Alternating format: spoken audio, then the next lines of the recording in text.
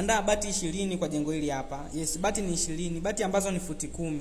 Jengo hili hapa lina chumba kimoja cha kulala na limepauliwa kwa mfumo wa hidden roof kama linavyoweza kuonekana hapo. Muonekano ni mzuri sana. Yes, muonekano wa ndani ni kama unavyoona hapo. Hapo kuna chumba master ambacho kina dressing room yake na kuna jiko ambalo ina store na kuna sitting area na kuna front porch kama unavyoweza kuona hapo. Mbao za kenchi ni 50.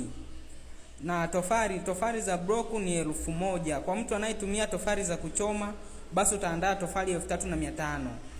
Yes. Jengo hili hapa sio kubwa sana kusema kwamba litachukua eneo kubwa la kiwanja, hapana.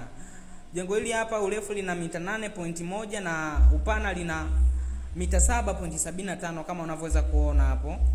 Hivyo kiwanja kama kina upana wa mita 12 na urefu wa mita 12, jengo hili hapo unaweza kujenga.